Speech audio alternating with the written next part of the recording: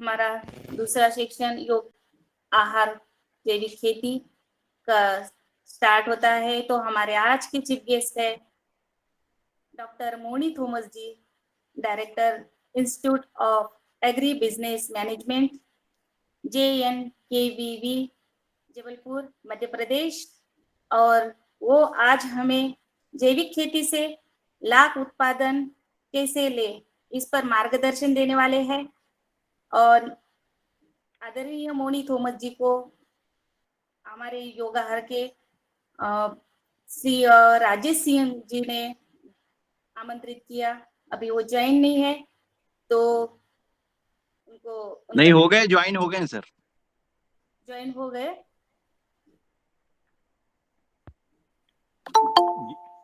Sir को सादर प्रणाम। मैं शरद बोल रहा हूँ सर, जी इटारसी से शरद स्वागत है, वर्मा। मोनी प्रणाम थॉमस जी का स्वागत है जी। वो सर।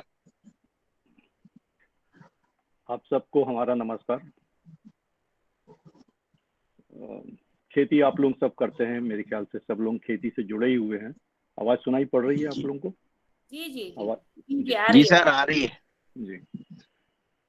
लाख के उत्पादन पे हम जब बात करेंगे तो ये उस बात की है कि आपके खेतों में जो खाकरा रखे हैं, खाकरा मतलब पलाश, या जो बेर आपके बाड़ियों में लगी हुई है, प्राय किसान उसको काट देते हैं क्योंकि वो कांटा चुभता है, या उसकी बेर जो होती है वो बहुत खट्टी होती है। पलाश या खाकरा को हम लोग इसलिए काट देते हैं क्योंकि जो मेड़ पे लगी रहती है और उसके कारण ट्रैक्टर की खुशियाएं जो हैं वो टूट जाती हैं, तो इसलिए उसको काट देते हैं। क्योंकि ये दोनों पेड़ सामान्यतः ये कहा जाता है कि ये अनुपयोगी है। मगर आप सबको ये चीज की ध्यान होना चाहिए, बेर के पेड़ भी एक बड़ा होने में कम से कम 5 साल लगते हैं, और पलाश का पेड़ भी बड़ा होने के लिए कम से कम 10 साल लगते हैं, और हम उसको काटने में हमें आधा घंटा शायद ही लगता हो। अब बात आती है कि भाई ये पेड़ अनुपयोगी है, तो हम इसको उपयोग में कैसे लाएं? अब ये दोनों पेड़ जो आपके खेतों में, आपकी बाड़ियों में या आपके मेड़ों में लगी हुई है, इस पे लाख की उत्पादन किया जा सकता है। अब जो पलाश के पेड़ हैं या बेर के पेड़ हैं, उस पे लाख के कीड़ों को चढ़ाया जा सकता है, और ये जो लाख के कीड़े हैं आपके खाकरे का या पलाश का या बेर के कोमल टहनियों पे जाके बैठ जाती हैं, और ये उन डालियों से, पौधे से रस चूस कर अपने शरीर से एक पदार्थ का विसर्जन करता है या स्रावित करता है। वो कुछ उस प्रकार से होता है जैसे हमारे शरीर से पसीना निकलता है। और ये जो स्रावित पदार्थ है, ये कीड़े के ऊपर एक परत बना देती है, और वो परत सूख के उस लाख के कीड़े की कवच बन जाता है। तो जैसे जैसे ये लाख का कीड़ा आपके पौधों से रस चूसता रहता है, वैसे ही इसके शरीर से वो स्राव होता रहता है। और जैसे हम अपने घर में चूई मिट्टी से पोतते रहते हैं, पुताई करते रहते हैं, या हम अपने दीवालों को हर दीपावली में पुताई करते रहते हैं, तो परत दर परत जम जाती। उसी प्रकार से जितना स्रावित होती है पदार्थ, वो लाख के कीड़े के ऊपर परत दई परत जो है जमा होते रहता है, और उस लाख के कीड़े का कवच बन जाता है। और जब पक जाती है तो ये ही जो कवच है, इसको हम लोग लाख बोलते हैं। अब ये जो लाख का शिशु कीड़ा होता है, जिसको हम छोड़ते हैं अपने पौधों पे संचारण के लिए, वो करीब करीब 0.5 मिलीमीटर का होता है। अब 0.5 मिलीमीटर को हम कैसे समझाएं? ये ऐसे समझाया जा सकता है कि जो आप कपड़ा, जो बटन सिलने के लिए जो सुई का इस्तेमाल करते हैं, उस सुई में जो धागा डालने का जो छिद्र होता है, उस छिद्र से 2 लाख के शिशु कीड़ा एक साथ निकल सकता है। ये बैंगनी रंग का होता है और इसके जो मुखाग्र होते हैं, वो बहुत ही नाजुक होती हैं। इसलिए आपके बेर के पेड़ पे या आपके कोमल के पेड़, अपने पलाश के पेड़ पे बहुत सारे कोमल टहनियां होना बहुत जरूरी है। यदि आपके बेर का पेड़ पुराना हो या आपके पलाश का पेड़ पुराना हो, तो उनमें जो डालियां पुरानी होती हैं और उसमें जो डालियों के ऊपर जो छिलके होते हैं, वो मोटी होती है और इन मोटी छिलकों पे ये शिशु लाख के कीड़े के मुखाग्र प्रवेश नहीं कर पाती, इसलिए लाख का कीड़ा मर जाता है। तो लाख के कीड़े को यदि आपको पलाश के पेड़ पे या बेर के पेड़ पे पालना है, तो पेड़ों के समय समय पर पेड़ की छटाई करनी पड़ेगी, ताकि उसमें से बहुत सारे उंगली बराबर मोटी कंसे निकले और इन्हीं कंसों पे लाख का शिशु कीड़ा बैठता है। लाख का शिशु कीड़ा पौधों से रस चूसता है, मतलब पौधों का रस जो होता है वो लाख के कीड़े का भोजन होता है। अब ये लाख के कीड़े पौधों से रस ऐसा चूसती हैं जिस प्रकार से मच्छर हमारी खून चूसती है। मगर इसमें दिक्कत क्या होती है कि मच्छर तो अपन जरा सा हिला दे तो उड़ जाती है, मगर लाख का कीड़ा एक बार अपनी मुखाग्र को कोमल टहनियों में डाल देती है, वो हिल नहीं पाती, वो वहीं फंस जाती है, फिर वहां से हिल नहीं पाती, वो वहीं अपनी जिंदगी काट देती है। इसका मतलब ये हुआ कि पलाश के पेड़ या बेर के पेड़ पे कोमल टहनियां होना बहुत जरूरी है। ये उसी प्रकार से है जिस प्रकार से आप अपनी खेत की तैयारी करते हैं। जितनी अच्छी खेत की जुताई और आप उसको समतल करते हैं, जितनी अच्छे से आप उसको खेत को बराबर करते हैं, उतनी अच्छी आपकी फसल होती है। उसी प्रकार से ये पोषक वृक्ष, मतलब पलाश का पेड़ या बेर का पेड़ को जितनी अच्छी आप छटाई करेंगे और जितनी ज्यादा कोमल टहलियां आएंगी, उतना अच्छा आपका लाख उत्पादन होगा, क्योंकि जितनी ज्यादा टहनियां आएंगी उतनी ज्यादा जगह पे लाख के कीड़े बैठेंगे और जितना ज्यादा लाख के कीड़े बैठेंगे उतना ज्यादा आपको एक पेड़ से लाख का उत्पादन होगा।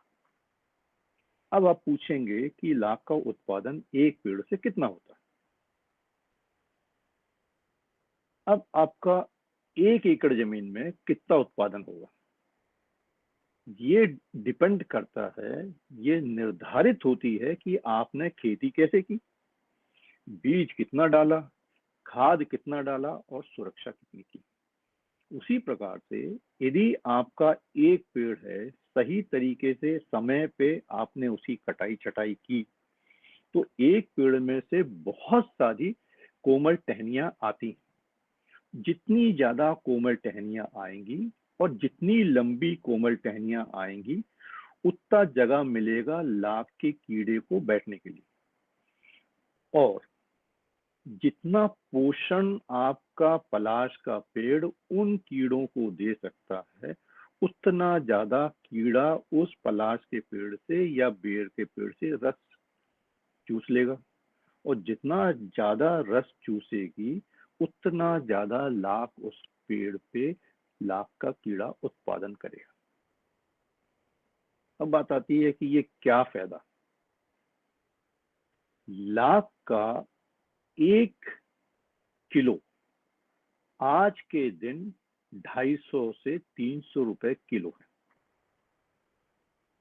सामान्यतः एक पलाश के पेड़ से यदि आप खेती ठीक ठाक करते हैं तो आपको 2 से 3 किलो पलाश का पेड़ से 2-3 किलो आपको एक पेड़ से लाख का उपज हो सकता है।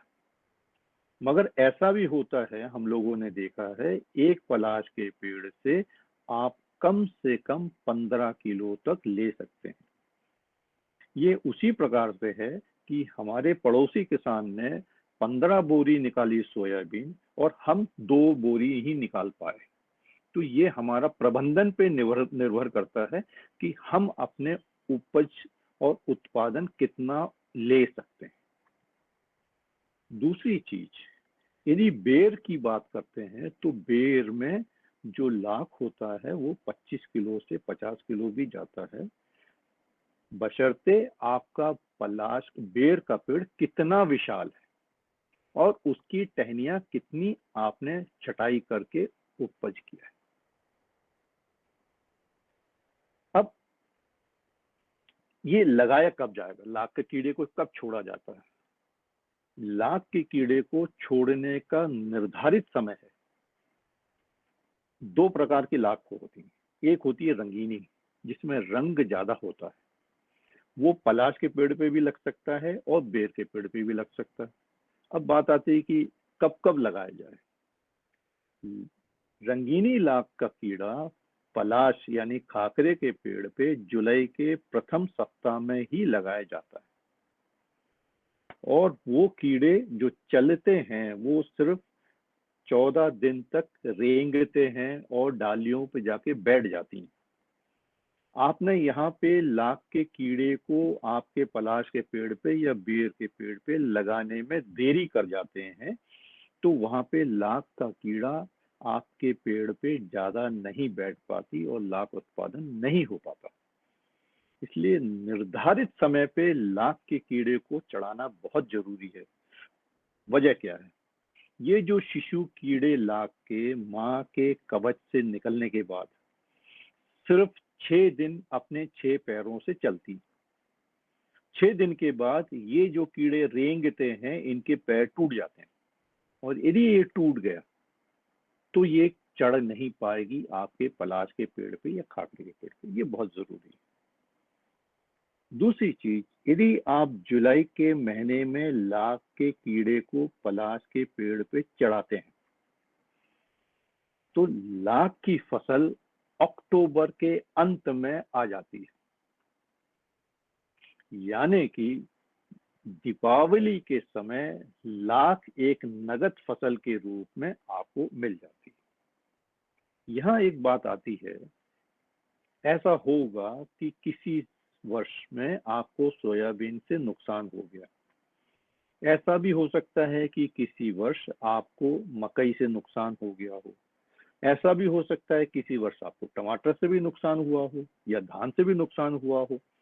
मगर ऐसी परिस्थिति में यदि आपके मेड़ों पे पड़े पलाश का पेड़, खाकरे का पेड़ या बेर के पेड़ पे यदि लाख लगी हो तो आपको 250 से 300 रुपए किलो का उपज तैयार मिलेगा।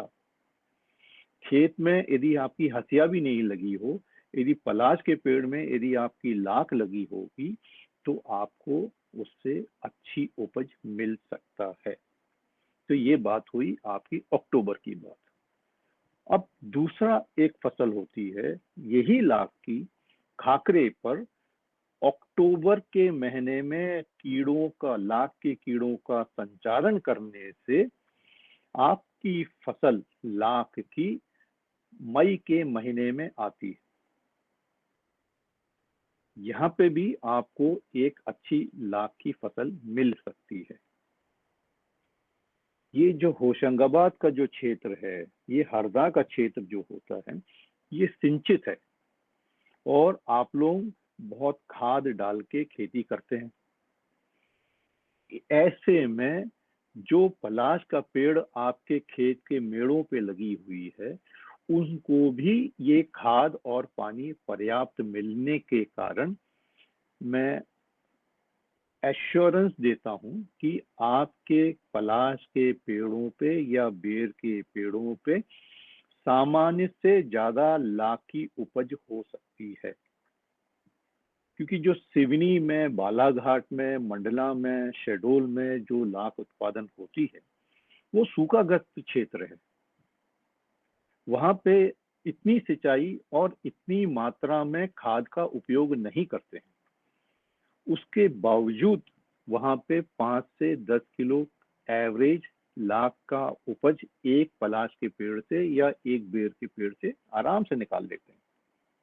यदि हम उस दृष्टि से आपका हरदा, होशंगाबाद वाले क्षेत्र को देखेंगे तो जरूर आपकी उपज अच्छी हो सकती है। अब एक और बात आती कि एक हाइब्रिड होता है और एक सामान्य होता है। तो लाख की जो दूसरी किस्म होती है उसको कुसमी लाख कहते हैं। ये कुसमी लाख आपके गाडरवाड़ा के दूधी नदी के पास और दूधी नदी के इस तरफ बनखेड़ी क्षेत्र में अच्छी होती है।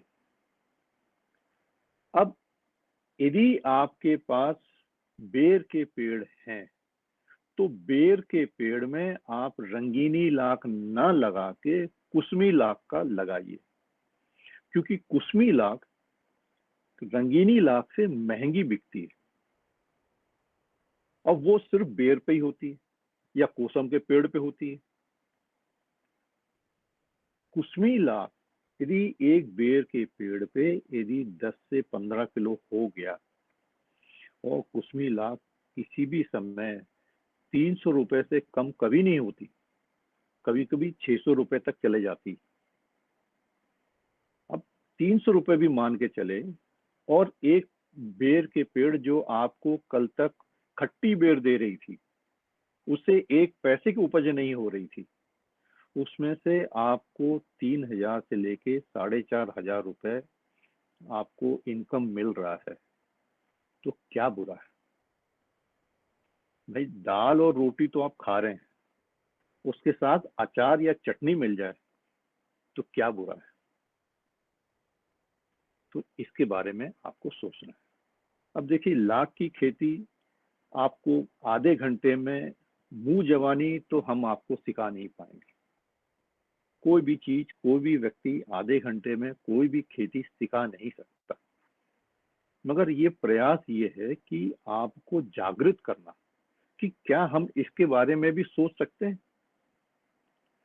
जो आप आज खेती कर रहे हैं उसमें आपको निदाई करना पड़ता है, आपको सिंचाई करना पड़ता है, दवाई डालनी पड़ती है, तकाई करनी पड़ती है, बहुत सारे काम करने पड़ते हैं। मगर लाख के खेती में ऐसा है कि पलाश के पेड़ पे या बेर के पेड़ पे कीड़े को छोड़ दिया और यदि जरूरत पड़े तो 30 दिन के बाद एक दवाई का छिड़काव करना पड़ता है, क्योंकि उसमें लाख के कीड़े को खाने वाले दुश्मन कीड़े रहते हैं। जीवो जीवस्य भोजनम, जहां कोई जीव होगा उस जीव को खाने के लिए कोई दूसरा जीव आता है। उन जीव को कंट्रोल करने के लिए जिस प्रकार से आप सोयाबीन में दवाई छिड़कते हैं वैसे ही एक दवाई छिड़कना पड़ता है, तो वो कंट्रोल हो जाता है। अब बात पूछेंगे आप कि ये इसको बेचेंगे कहाँ। भाई बनखेड़ी में एक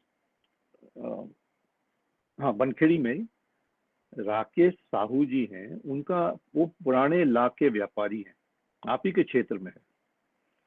उनके पास एक छोटी फैक्ट्री भी है। उनके कई वर्षों से 2-3 पीढ़ी से वो लाख के व्यापार करते हैं। आप उनसे जुड़ जाइए। बीज चाहिए है आपको आपके क्षेत्र के लिए, तो कृषि विज्ञान केंद्र गोविंदगढ़ जो बनखेड़ी में स्थित है वो आपके पास है, वहां से आप लाख का बीज ले सकते हैं। वहां पे लाख के लिए एक वैज्ञानिक है, ब्रजेश नामदेव, आप उनसे संपर्क कर सकते हैं, वहां से आपको मिल जाएगा। यदि कुछ तकनीकी जरूरत पड़ जाए, क्योंकि हम जबलपुर में हैं, आप तो हमसे कभी भी संपर्क कर सकते हैं, मगर आपको ऐसा लगता है कि नहीं भाई हमारे पास का कोई वैज्ञानिक हो, तो आप डॉक्टर ब्रिजेश नामदेव से संपर्क कर सकते हैं, कृषि विज्ञान केंद्र गोविंदगढ़ में, जो बनखेड़ी में स्थित है। मुझे आज जो थोड़े से समय में 28 मिनट हुए हैं करीब करीब, ये मुझे आपको थोड़ा सा जागृत करना था। इसके बारे में यदि कोई प्रश्न होगा तो हम आपसे पूछेंगे, मगर उससे पहले मैं अपने आप से प्रश्न ले लूं, उससे पहले मैं आप लोगों से एक और आह्वान करना चाहता हूं। हमारी संस्था जो है institute of agri business management, कृषि प्रबंधन संस्था है। कृषि व्यवसाय प्रबंधन मतलब आप क्या करते हैं आज के दिन, आप उपज कर रहे हैं। जो उपज करता है वो व्यापार नहीं कर सकता, समस्या रहती है। जो व्यापारी है वो खेती नहीं कर सकता, ये भी समस्या है। तो कृषि को व्यापार में कैसे करना है, इसके लिए हम लोग समय समय पर एफपीओ के माध्यम से हम प्रशिक्षण का आयोजन करते हैं। कभी आपको कुछ जरूरत हो, अभी हम लोग एक प्रयास कर रहे हैं कि एक्सपोर्टर के एक सम्मेलन करने की कोशिश कर रहे हैं, जिसमें जो प्रमुख उत्पाद करने वाले लोग हैं उनको हम एक्सपोर्टर से मिलाने की प्रयास कर रहे हैं।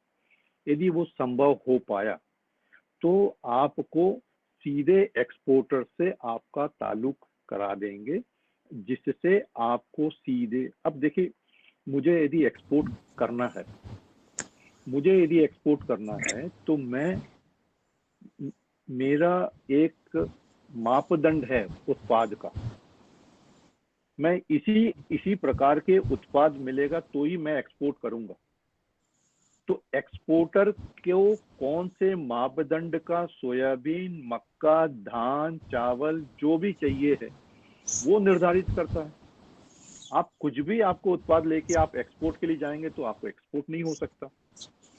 तो वो जो मापदंड जिसको एक्सपोर्ट करना है वो क्या है, और उस मापदंड में लाने के लिए आपको क्या क्या प्रयोग करना पड़ेगा, ये सारी चीजें आपको उससे, जैसे हम आज लाख की बात किए हैं वैसे ही हम आपको उससे अवगत कराएंगे। दूसरी चीज, अब एक और चीज ये आएगी कि भाई हमारे जो किसान हैं, आप देखेंगे सारे किसान जुगाड़ू होते हैं। वो कुछ ना कुछ आपके पास एक समस्या होती है, उसका जुगाड़ मुगाड़ करते रहते हैं। आप कभी कभी आप आपके ट्रैक्टर में एक जुगाड़ फिट कर देते हैं क्योंकि आपको एक समस्या आ गई है। अब वो किसको ढूंढेंगे, आप किसके इंजीनियर को ढूंढेंगे? आपने एक कुसिया ही निकाल दी, या आपने कुसिया में कुछ एक कलाकारी कर दी। आपका जो पंप है उसका स्टार्टर में कुछ लफड़ा है तो आपने दूसरा एक तरीका ढूंढ लिया।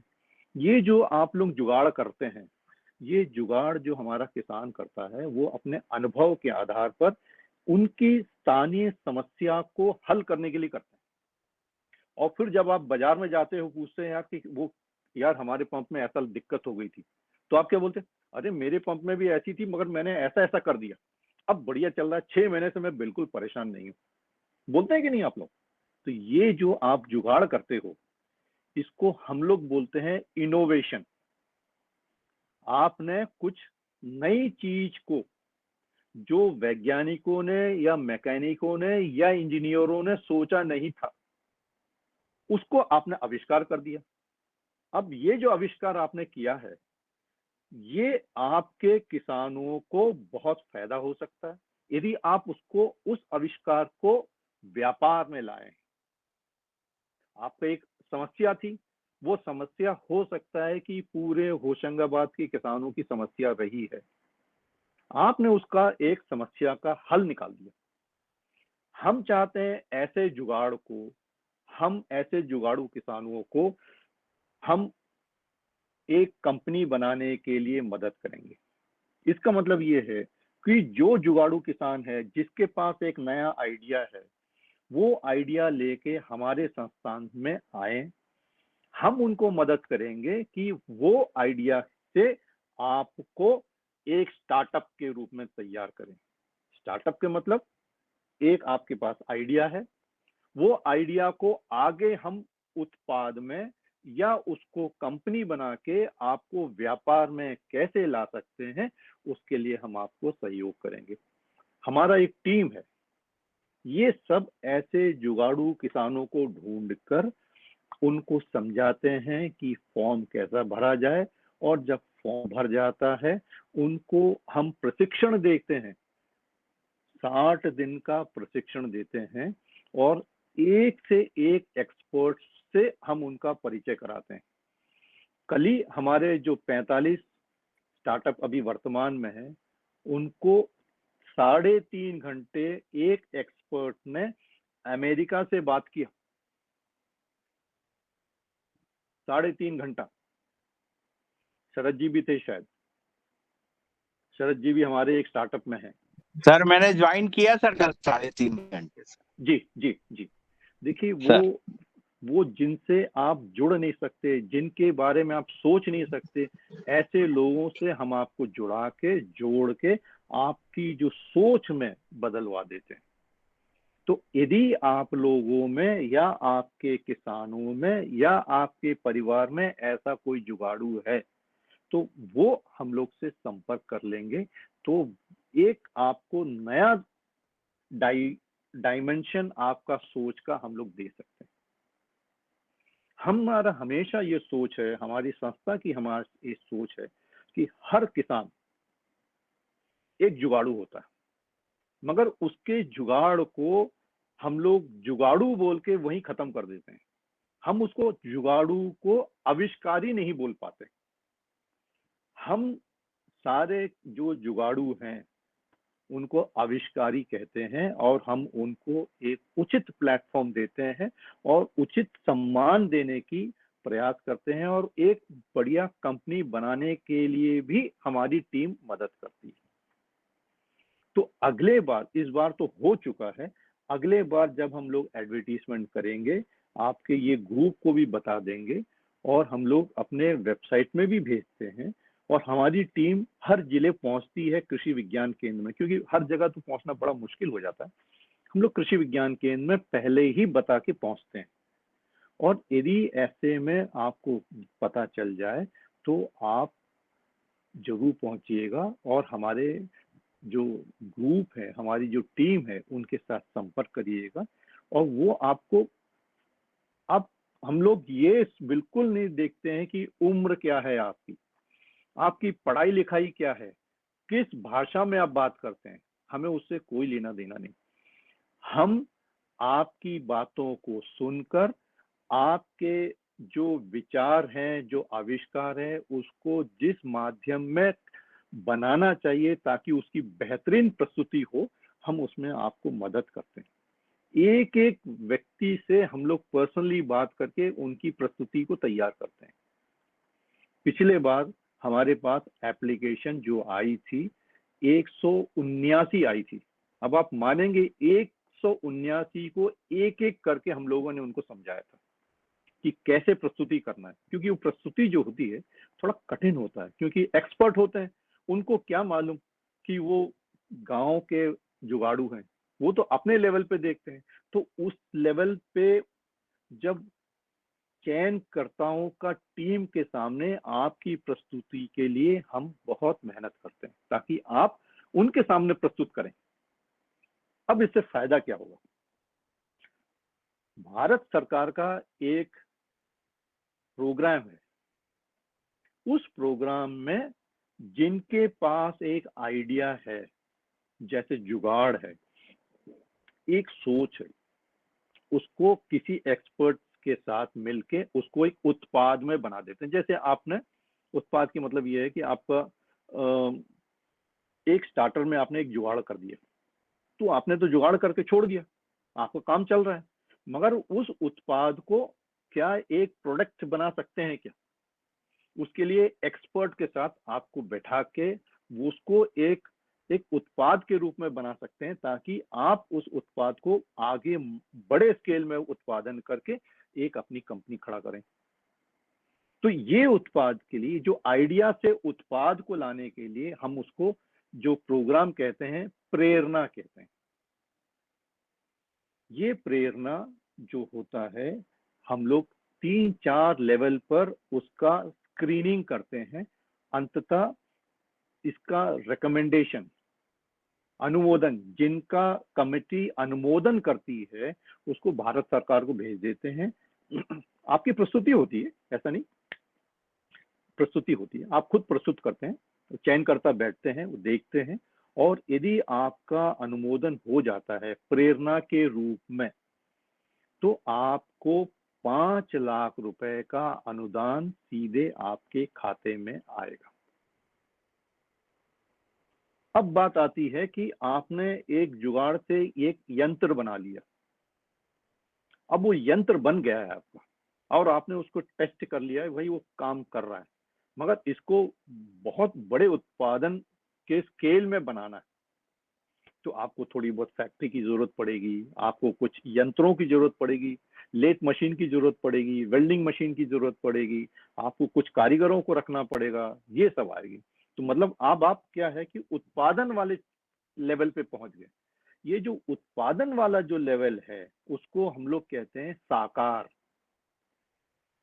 साकार में यदि आपका चयन हो जाता है और 3-4 जो कमेटी की अलग अलग समय पे उसका निरीक्षण करने के उपरांत आपकी कमेटी आपको अनुमोदन कर देती है भारत सरकार को, तो वो बहुत हाई लेवल की कमेटी होती है, वो एक से एक एक्सपर्ट होते हैं। वो कमेटी यदि आपको अनुमोदन कर देती है तो साकार वाले जो आविष्कारी है उसको 25 लाख रुपए अनुदान के रूप में आपको मिलता है। ये लोन नहीं है, ये सीधे आपके खाते में आता है आपका सहायता करने के लिए, ताकि आप अपने उत्पादन शुरू करें, कंपनी बनाएं, और कंपनी बनाने में हम लोग मदद करते हैं। आपकी कंपनी रजिस्ट्रेशन में कैसे कैसी जरूरतें होती है वो सब हम लोग मदद करते हैं। तो ये चीजें हमारी संस्था करती है। तो कभी भी हम लोगों की जरूरत पड़े, आपके आसपास आपके परिवार में कोई भी ऐसा जुगाड़ होता हो, चाहे महिला ही कर रहा हो, आपका बच्चा ही कर रहा हो, आपके दादाजी कर रहे हो, तो भी आप हम लोग से संपर्क कर सकते हैं और हम लोग आपको मदद करने का पूरा प्रयोग करेंगे, आपको निराश नहीं होने देंगे। आज लगभग 7:40 हो गया है, शायद मैंने बहुत ज्यादा आपसे संवाद कर लिया, ज्यादा समय ले लिया, मगर मुझे आपके ग्रुप से मिलकर, आपके ग्रुप से संवाद कर मुझे बहुत अच्छा लग रहा है। हो सकता है कि आप में से कोई जुगाड़ू हो, वो आगे हम लोग को मिलेंगे। जो छुपे लोग हैं जिनको अभी तक पहचान नहीं मिली, शायद हम लोग के संपर्क में आने से हमारा सौभाग्य होगा कि हम उनको एक नई पहचान देने की प्रयोजन में एक माध्यम बनेंगे। धन्यवाद आप सबको। यदि कोई प्रश्न पूछना हो तो आप पूछ सकते हैं, अन्यथा मेरे को जो इस समय में जो बताना था मैं बता चुका हूँ। धन्यवाद। धन्यवाद आदरणीय डॉक्टर साहब। जी। आज हम सब किसान भाइयों ने आपको सुना और हम सबको एक आशा की किरण लगी है कि हम सब जो भारत में जुगाड़ की बात करते थे कि भारत में जुगाड़ू लोग होते हैं, तो एक जुगाड़ू हमारे शरद वर्मा जी हैं, वो बात आपसे संवाद करना चाहते हैं और वो सादर आमंत्रित हैं। शरद वर्मा जी। सदन को कोटि कोटि प्रणाम। आज की योगशाला बहुत अच्छी रही, भ्राता ने कराई। आज हमारे पूज्य कामत साहब को देख के तबीयत बहुत खुश हो गई। वो हमारे गुरु रहे हैं और हर क्षेत्र में उन्होंने हमको मदद करी है। वो बहुत ही अनुभव, और मैंने उनके अंडर में बहुत सारी चीजें सीखी हैं। मैं बताना चाहता हूं कि उनका जो सिटिंग पावर है, मैंने देखा है सुबह से लेके शाम तक वो बैठ सकते हैं बगैर बीच में लंच लिए। सर का इतना ज्यादा काम वर्क करने का ताकत है कि बहुत ज्यादा। सर बहुत बहुत सारा अनुभव रखते हैं और इनसे बहुत सारा ज्ञान लिया जा सकता है सर। मैं सर को आज सदन में पाकर धन्य हो गया। बहुत अच्छा लगा सर, आज आप हमारे सदन में आए और ये 800वां मेरे का 10वां दिन है। तो आज इतने दिनों से हम लोगों का ये कार्यक्रम चल रहा है और आज आप हमारे गुरु हमारे सदन में आ गए, हमें बहुत बहुत बहुत अच्छा लगा। मुझे तो लगता था कि आपको सर टाइम मिलना इतना मुश्किल है। मुझे मालूम है कि आपके पास इतने फोन इतना काम रहता है, नहीं तो मैं जरूर आपसे रिक्वेस्ट करता, पर जिन्होंने भी लिखे है मैं उनका भी धन्यवाद देना चाहूंगा। और बहुत बहुत सर बहुत सर। मैंने कहा सर ये लाख की खेती के विषय लाख में का जब आप बता प्रशिक्षण रहे के थे लिए सर तो पूछ सर रहा इसमें था। एक चीज थी, वो दवा जो मेडिसिन आपने बताई थी और कीड़ों को मारने वाली, तो सर वो कौन सी दवा डालेगी, वो ये कीड़ा नहीं मरेगा और वो सर?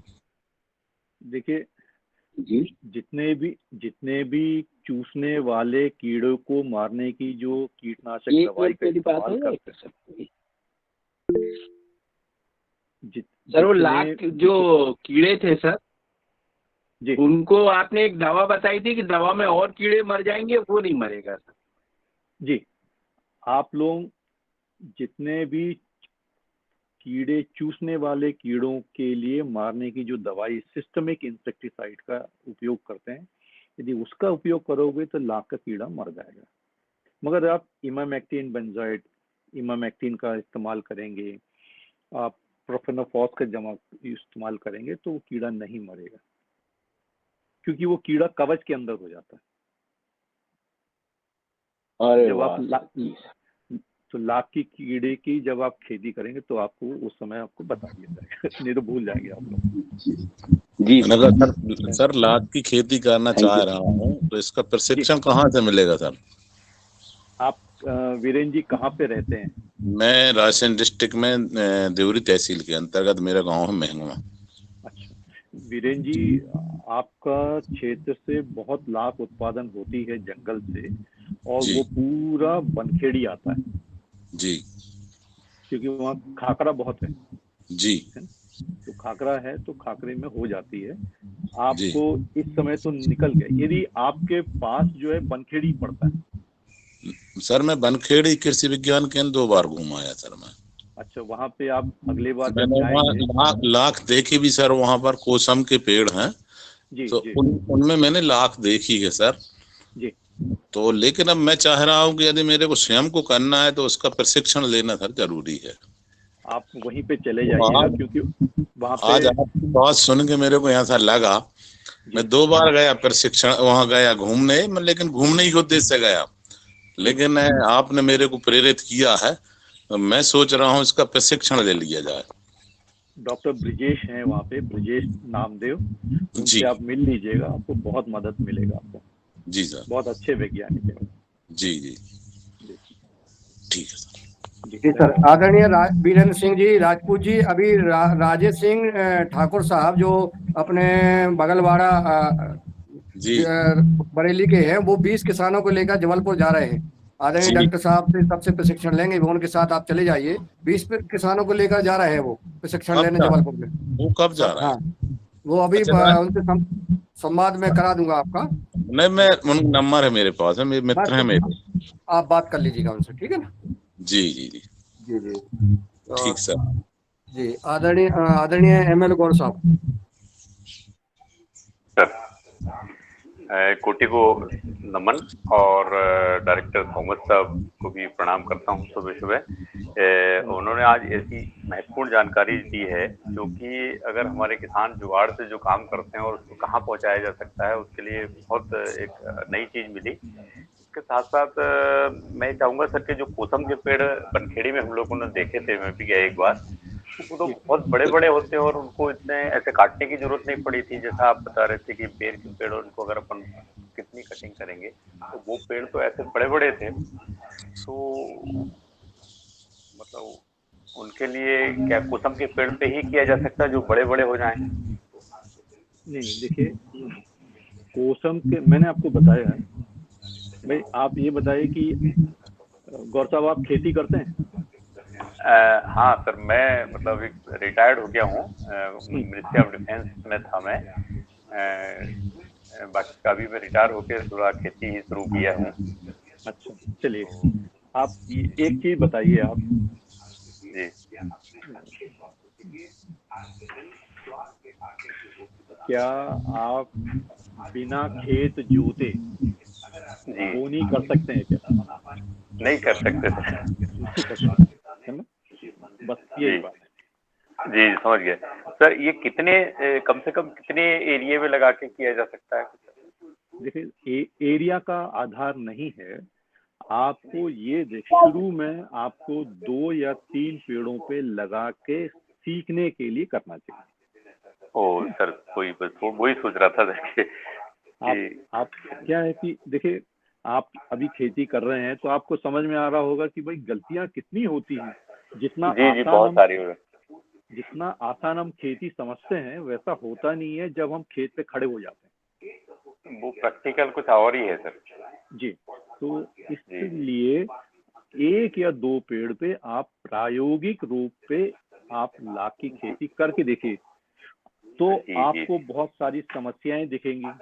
वो जी समस्या के बारे में आप हमसे या डॉक्टर ब्रजेश से जब पूछेंगे, उसका जी समाधान आपको मिलता जाएगा और जी अगले बार आपका परफेक्शन हो जाएगा। जी यदि अपने आप आप ट्रेनिंग भी हो जाएगी सर वो आपकी खुद ही ट्रेनिंग करेंगे तो प्रैक्टिकल बिल्कुल हो जाएगा। जी जी जी जी बहुत सुंदर गौर साहब। जी अब मैं ओम जी आदरणीय सुमित वर्मा जी सादर आमंत्रित थे, आप अपना सवाल करें। हाँ नमस्कार सर। नमस्कार। आपका संपर्क मिल सकता है क्या? मतलब मेरे मन में और भी बहुत प्रश्न हैं, वो कभी आपसे समय लेकर के बात करना चाहूंगा। जी, नंबर आप आप कहाँ नोट से कर। हैं? आप परिचय दें समय अपना। मैं कटनी बरही से हूँ। मूलतः मैं छत्तीसगढ़ का रहने वाला हूँ, और अभी कटनी बरही में मैंने यहाँ पर जमीन लिया हुआ है 5 एकड़, और मैं आईटी में काम करता हूँ, मगर अभी नया नया किसान हूँ तो बहुत सारे प्रश्न हैं। बरी में भी बहुत पलाश के पेड़ हैं जी और बरी में भी लाख उत्पादन होती है। कटनी में व्यापारी हैं लाख के, और जी वहां से वो जाता है छत्तीसगढ़। ओके। हम्म, जी, मेरा नंबर आप लोग नोट कर सकते हैं। 9421 मैं रिपीट करता हूँ, 9421 842255। जी धन्यवाद सर। मैं पतंजलि उपपीठ चलता हूँ अब। आदरणीय पवन कुमार जी सदन में जुड़े हुए हैं, जिनके मार्गदर्शन में ये गहन कार्यक्रम आज 811 दिन पूर्ण कर चुका है।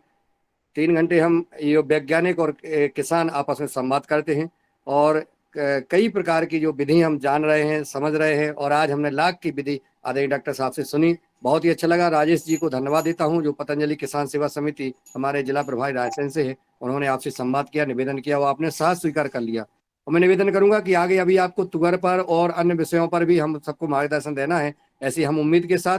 और मैं आदरणीय पवन जी को आमंत्रित करूंगा कि वो आपसे निवेदन करेंगे और आपस में संवाद करें। आदरणीय पवन कुमार जी। नमस्कार। ओम, सभी को धन्यवाद आज की योग कक्षा भी, और आज के मुख्य अतिथि जी का बहुत धन्यवाद, क्योंकि उन्होंने जो स्टार्टअप के बारे में जो जानकारी दी है वो बहुत हमारे लिए प्रेरणादायक है। ऐसे सत्र हमें भविष्य में भी आवश्यकता होगी। इससे बहुत मनोबल बढ़ता है इन चीजों से, कि हम जुगाड़ से आविष्कार की तरफ बढ़े, जो आपने वक्तव्य दिया है।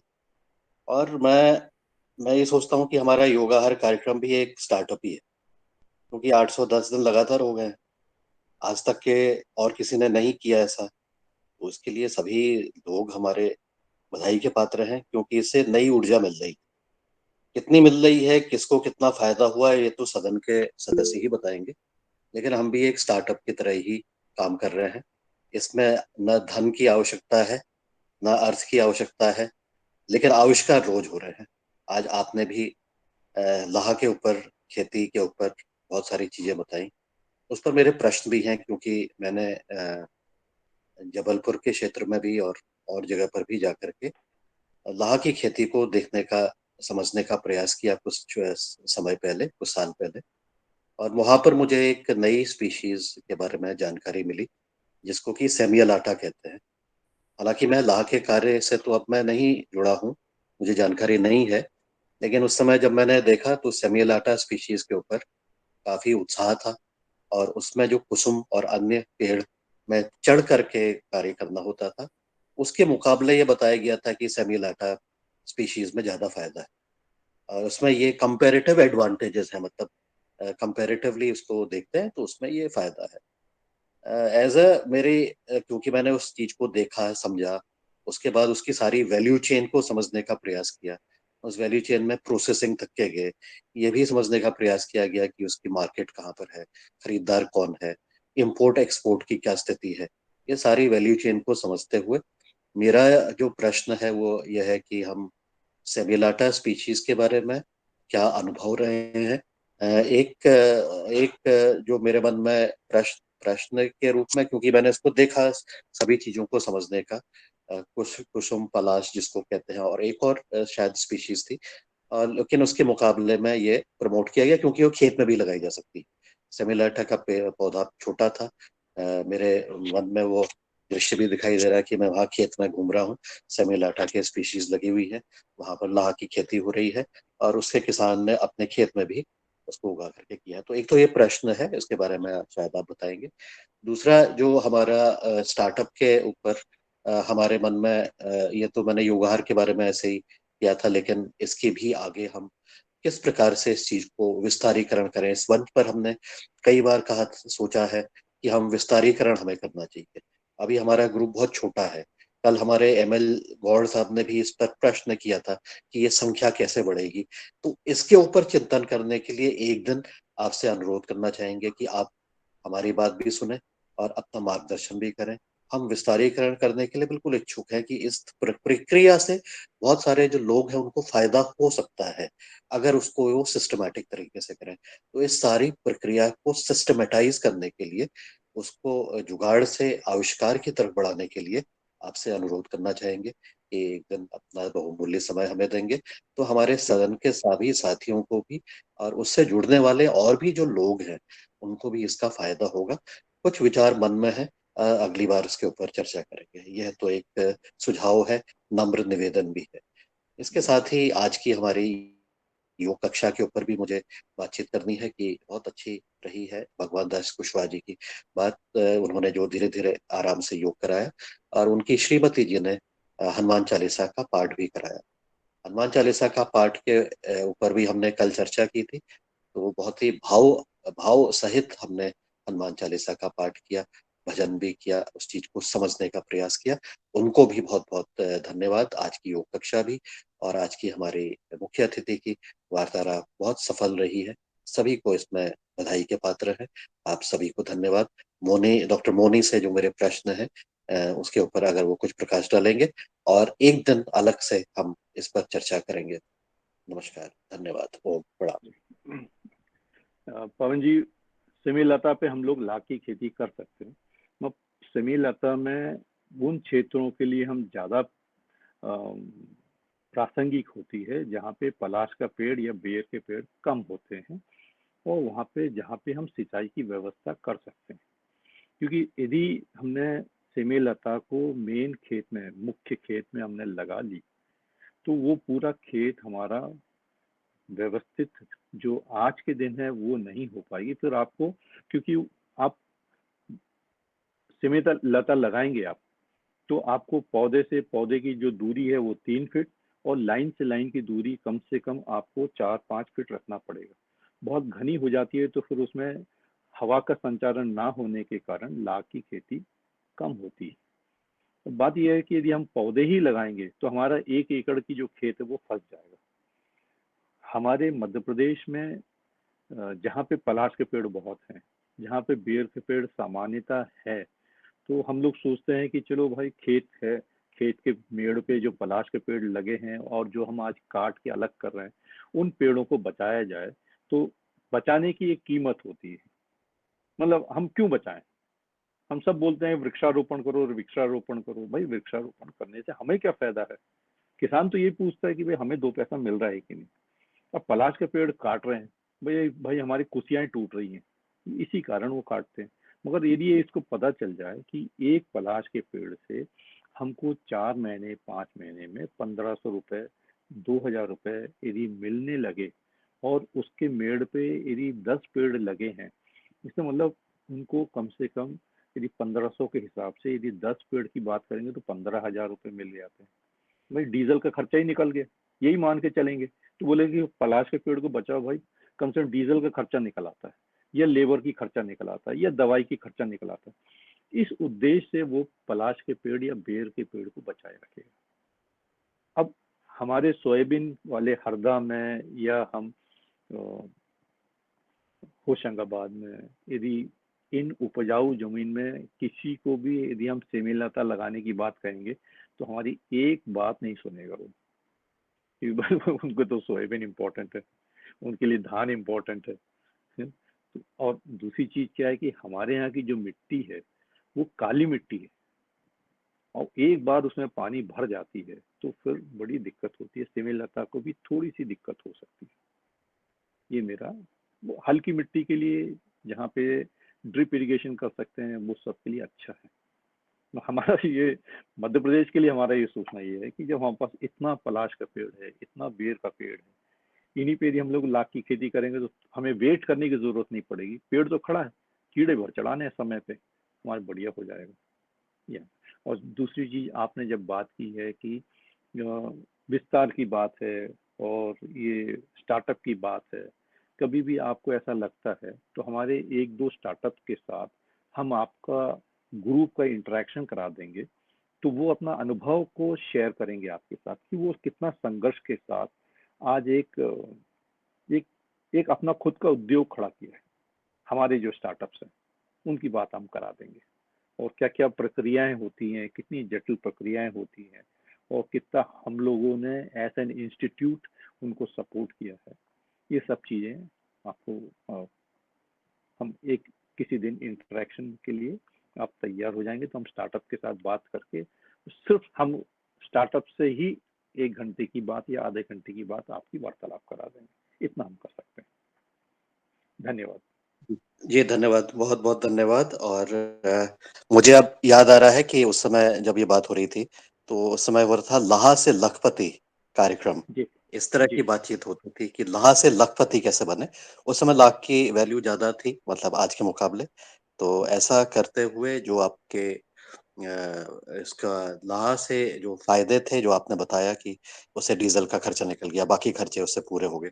तो इस तरह की बात इस तरह की थी। और आपने स्टार्टअप्स के साथ बातचीत करते हुए ऐसे विषय पर हम बातचीत करें कि ये ज्ञान आधारित जो हमारा कार्य है, ज्ञान आधारित, जानकारी आधारित, सीखने के ऊपर आधारित, इसको क्या परिवर्तित कर सकते हैं किसी एक स्टार्टअप के रूप में, एक फॉर्मलाइज इसको किया जा सकता है, और उसके लिए फिर हमें क्या करना चाहिए। अभी तो ये केवल आइडिया है, इस आइडिया को आगे ले जाने के लिए क्या क्या चीजें हमें करनी चाहिए, इस विषय पर फोकस करते हुए बिल्कुल वो स्टार्टअप्स की कहानी हमने बिल्कुल सुननी है कि उन्होंने किस तरह से संघर्ष किया।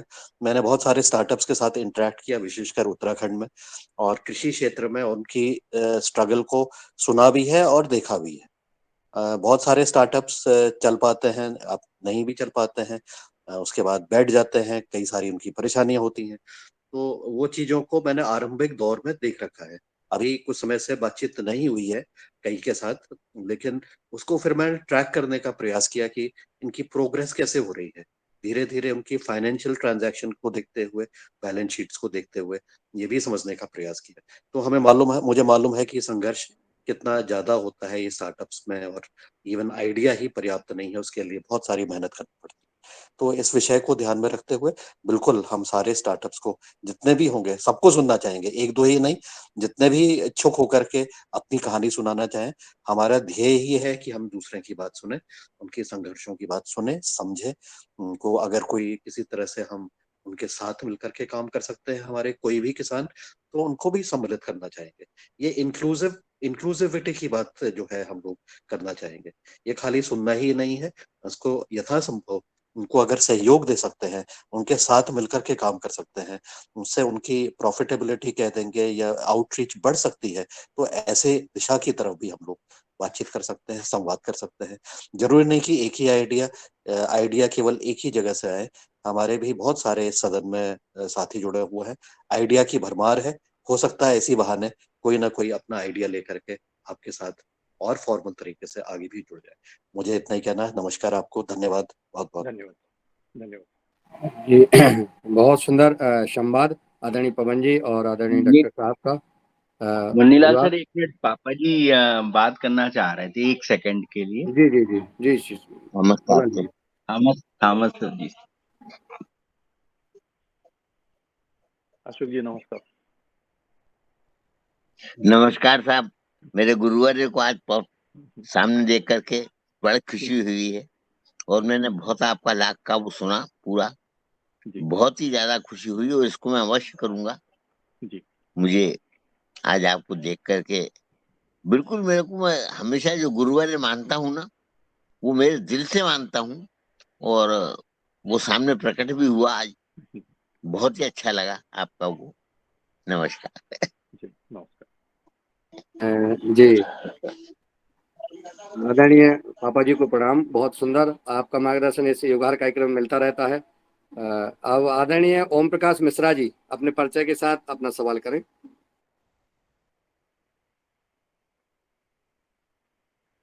ओम प्रकाश मिश्रा जी, आवाज पहुंच रही है मेरी? जी आदरणीय रमेश चंद मेहरा जी। जी ओम। आदरणीय रमेश चंद मेहरा जी। जी ओम।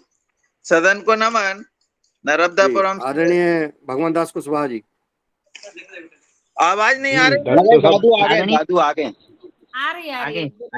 जी मैं आदरणीय वर्मा जी ने मुझे आपसे मिलवाया था अभी जब प्रशिक्षण में थे वर्मा जी, तो मैं आपके साथ बैठ के आया हूँ बस। मैं पाठ भगवान दास कुशवाहा, पतंजलि किसान सेवा समिति का दायित्व है मेरे पास। जी डॉक्टर साहब आपसे भेंट करेंगी। ओम नमस्कार। आज आपने योग कराया भगवान दास जी ने जबलपुर से। आप जो है मेड़ी पाटन सड़क जहाँ है वहाँ के आप निवासी हैं और बहुत अच्छे चूंकि योग आचार्य हैं और वैद्य भी हैं और रोज हम सबको कहीं ना कहीं दवाएं बताते रहते हैं, उपाय बताते रहते हैं। आज आपने योग कराया और आज आप चीफ गेस्ट जबलपुर से ही हैं, तो दोनों महानुभूतियां जबलपुर से जिले से थी, उनको प्रणाम। और रमेश चंद मेहरा जी अपनी बात रखना चाहते हैं, स्वागत है। जी ओम। सदन को नमन। आज के हमारे अब मैं समापन की ओर चलूंगा क्योंकि आवाज आ रही है भाई साहब, इनकी आवाज आ रही है मेरा जी की। हाँ थी। हमारे मुख्य अतिथि महोदय ने बहुत अच्छी जानकारी दी।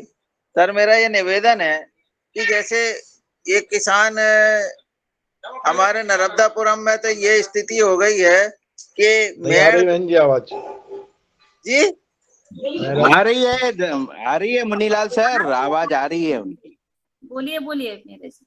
तो सर ये जो मेढ़े तो बिल्कुल छोटी हो गई, फिर भी रोड के किनारे किनारे पर कुछ वृक्ष जैसे बेर के वृक्ष बहुत ज्यादा मात्रा में है। तो अब इन पर यदि प्रयोग करना है तो वृक्षों की उम्र कितनी होनी चाहिए, और इस पे थोड़ा सा बताएं कि कितने उम्र के वृक्ष पे अपन ये काम कर सकते हैं। जी ओम। रमेश जी, पेड़ पेड़ जो होता है 5 फीट से बड़ा होना चाहिए और उन पेड़ों पे शाखाएं सब ज्यादा से ज्यादा होना चाहिए। अब बात यह आती है ज्यादा से ज्यादा शाखाएं कैसे आए। ज्यादा से ज्यादा शाखाएं आने के लिए पेड़ की छटाई करनी पड़ती है। अब हम लोग पेड़ की छटाई कैसे करते हैं, बस आपके पास एक टंगिया भर आ जाना चाहिए, पेड़ को जैसा काटना है आप काट देते हैं, है ना। ऐसा नहीं होना चाहिए। यदि बेर यदि यदि यदि बे- यदि बेर का यदि बेर के पेड़ को या पलाट मेरा के जी अपना पेड़ माइक बंद कर दीजिए भाई साहब। जी माइक बंद यदि कर दो मेहरा साहब, बहुत हाँ आवाज आ रही पीछे से। आ रही है आपकी, ठीक है बोलिए सर। यदि आपको कोई भी पेड़ की छटाई करनी है, वो भी लाख के उत्पादन के लिए, तो सीधा एक मापदंड है कि कलाई बराबर की डाली को ही छांटें। इससे मोटी डाली को बिल्कुल नहीं छांटना चाहिए। क्योंकि जब कलाई बराबर की डाली को जब हम छांटते हैं तो उनमें से जो शाखाएं निकलती हैं वो उंगली मोटी निकलती है। ये उंगली मोटी बराबर डालियों में ही लाख बैठती है। तो यदि आपका पेड़ों में छटाई बहुत अच्छे से हो गई तो उसमें ज्यादा से ज्यादा और लंबी सी लंबी शाखाएं निकलती हैं। अब छटाई कैसे करेंगे? छटाई जो हम करते हैं, हम लोग क्या करते हैं, हम टंगिया को ऊपर से मारते हैं। जब हम ऊपर से मारते हैं तो जितनी आधे तक टंगिया जाने के बाद ये डाली वजन के कारण नीचे को झुक जाती है और उसके कारण डाली फट जाती है।